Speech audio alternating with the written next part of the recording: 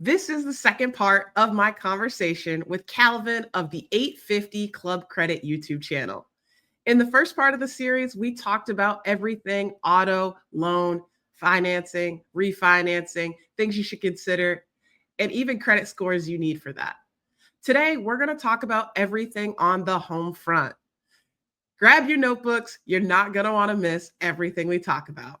Let's get into it. So, Calvin, you are a real estate legend. I know you have multiple videos, almost close to the hundreds when we talk about real estate.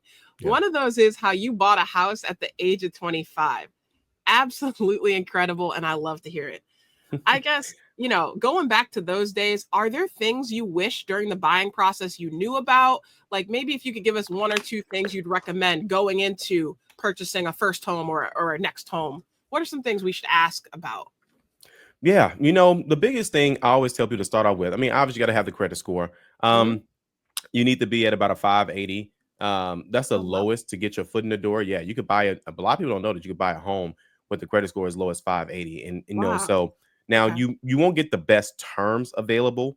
So that means it's a slightly higher interest rate.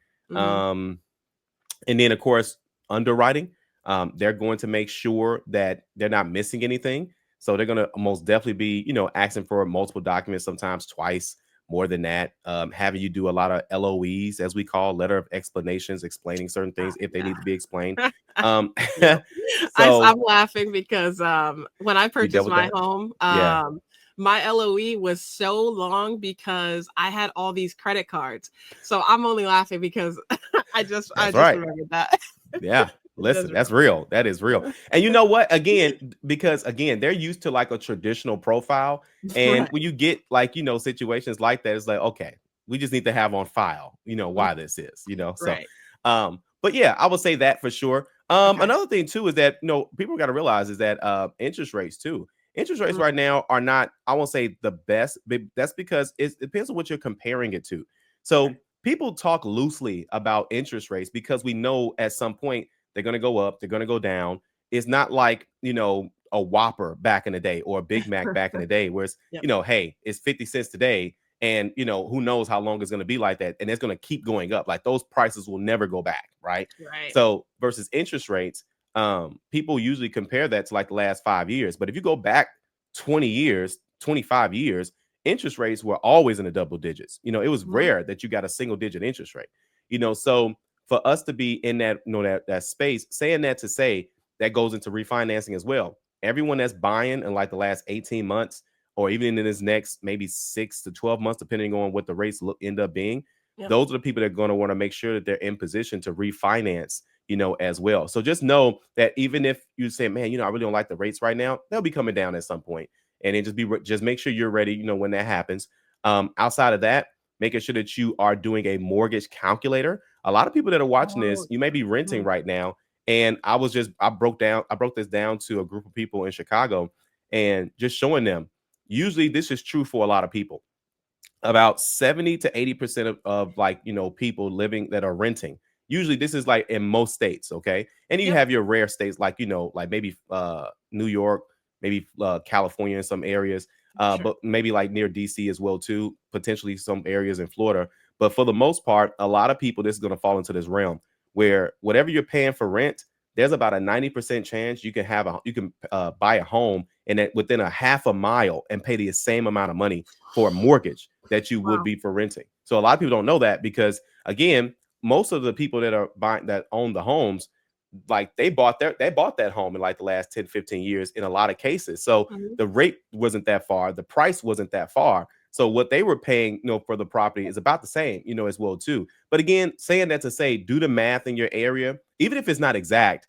If you could, if I'm like, for example, if a person's paying $1,600 a month for rent right now, but they can buy a home on the same block for $1,700 a month, it's a no-brainer. Which, and for those who don't know, a no-brainer is when you take your brain out and it still makes sense. Okay, so just making sure Uh, people understand. yep. Okay. That's great advice. And something I learned, and I'll just touch on it for a second, is there's so many different incentives and programs, right? I know we were talking about incentives from an auto perspective, but when Yeah. I was buying my first home, there was something about like being in a like I don't know if it was like a farmland type Yeah. situation or something like that. It was like urban development type of area. I could have gotten a home for 0% out of pocket, minus the Wow. lawyer fees and all that. Yeah. And this was like a city. This was not out in the sticks or anything Wow. like that. So Yeah. I live in New England. I don't know if that's something that, maybe happens as well. You're in the Midwest, but Yeah. I was shocked, right? I thought Yeah. you had to have, in my mind, you had to have all this money in order to buy a Yeah. home, but there's just so many options. So, Listen, um, to your one point, thing. if you're already paying rent, why not own for the same amount? Exactly. That's where it comes down to. You know what? To be honest with you, and this is, I hate to sound like a real estate agent when I say this, but buying a home is easier than getting a credit card. Okay. Ooh, Yeah. And here's why. When you, for example, you are a perfect example. You have over 50 plus credit cards, mhm, and it would make the most sense with the amount of credit cards you've had, the relationships that you built, your credit score being well into the high sevens, right? mhm, It would make sense that you would get approved. But you yourself have gotten denied for those credit cards, even with having that perfect credit profile. Am I right or that's wrong? true. Yeah, that's absolutely true. Yeah, Right? Versus if you're buying a home, if you meet the requirements, first off, they're taking 580s at the door. That's number one. right. Number two, if you have a job, which most people do. Now, again, most people have enough money to buy. And now, again, there may be, I would say, like the caveat may be that homes are very expensive in your area. I would get that. Again, Mhm, if you live in those areas, but there's no, listen, we can move if you need to move. right. Okay. There's no shackles on our arms or legs. So, so if it's like, man, I want to own a home, but I can't afford to buy one in New York. What's around New York? You got Jersey, you got all these other places, you got Buffalo, so Mhm, again, my point is that people have to say, okay, what makes sense to me? And when you are going into homeownerships, banks, they want this process to be easier. Why? Because they would rather have a 30-year commitment. That's a 30-year mm, commitment. There's a that's true. chance this person's gonna be paying us for 3 years, 5 years, 10 years, 15 plus years. And even if they're not paying us right now, and that's the game, right? Mhm, Versus people keep their homes longer than they keep their cars. Okay. So keep those things in mind as well too. Cars they get tired of them, they get old, they start right. looking a certain way. You want the new thing with the new gadget. Sometimes you just want something new, or you're in Yeah. a lease, you're always swapping out your leases. So again, that's why I tell people home ownership is federally regulated. So that means if the banks can't, don't get me wrong, banks can't deny you, but the people don't understand. Like again, going back to the credit card situation, credit card companies don't ever want to say, hey, if you meet these 5 things, you're in. With a home, if you got the income, you got the score, your DTI is there, that's Mhm, really it. So again, and this, I haven't seen too much of anything stop the home buying process, unless there's things that you can't control, like bankruptcies. You can't make a person make more money. They mhm, can't, they want to make sure that you're able to make that you're able to actually pay yeah. the mortgage on time. So again, that's why I say it's a lot easier than credit cards in a lot of cases. Interesting, man. Yeah. You had my ears perk up, man. No, Um, but and then, I'm sorry, and then also yeah. too, just to kind of answer that question about incentives, there's a lot of incentives. It's, man, especially right now. One United Bank just came out with a new down payment assistance program. This was yesterday, and Wow. Okay. they're giving people $50,000. It just came out yesterday, $50,000 in certain neighborhoods to buy a home. So it's Wow. crazy out here. Yeah, that is Yeah, beyond crazy. Okay. yeah, Thank you for dropping that gem. yeah, That's amazing. I want to switch gears a little bit. And perhaps someone's in the market to sell their home, right? yeah. I know there's a lot of shows on TV that talk about, you need to rip out your kitchen and do all this other stuff. Is there something like that you recommend people do before they put their market up, excuse me, put their house on the market? Market. Is there any major renovations or any like you should definitely do this? Yeah, I would say things that are visual, like, if Okay. there's a hole in the wall, let's patch that up. Okay. Yep. So if there's visible signs of like leaking of any type, Hmm. so you want to just make sure that the home, if it was like even if it's not renovated. Like if you don't feel like doing the work, because sometimes every neighborhood is not going to appreciate, um, or the numbers won't work in every single neighborhood. I mean, I know it sounds crazy, but let's say, for example, you get your bathroom done, Mhm. and it costs you 4 or 5 grand to get the bathroom done. Well, the value on that, on a like on a updated bathroom might only be 5 grand, so it's not worth Mm. it. You're not. Or even in the best neighborhoods, you're talking, is a bathroom going to be worth another 10 grand, 15 grand? Now you're talking square footage, but not like the average home. So Okay. again, you look at what like recent sales have done in the area, and then say, okay, this makes sense to me. So for example, if you do the kitchen, but you Mhm. pick up another 15 grand, it costs you 8 grand to do it, you pick up 15 grand total. Now the numbers are making Starting sense. to make sense. Yeah. Yeah. Okay. But Okay. if it's like visual things that will keep a person from buying, a hole in the roof, Mhm. leaks, Right. Okay. puddles, like just things that like you should be able to walk through and feel like there's nothing wrong, unless you like have like an inspector go through it, like kind of comb it. That's another Yeah. thing too. Some people like to have an inspector go through, which means they pay for an inspector. The inspector gives them a list of things that need attention, and Oh, then sellers like to knock that list out. I tell sellers to just wait, take care of visible things, but the buyer is going to do an inspection anyway. Why pay twice? So sure. I mean, because I mean, not paying twice, but why pay when they're guaranteed they're going to do it? So if they do that, then even if they don't, that's on them. But in 99% of cases, they're going to do a home inspection. And not only that, here's another thing: every seller is different. I'm sorry, every buyer is Buyer. different. Some Okay. buyers are like, hey, me and my cousins, me and my dad, my uncle can knock these projects out. These are nothing. Right. And Yeah. you as a seller, you're thinking, oh, let me fix all these things. Listen, the buyer will tell you what they like and what they don't like. Don't assume anything.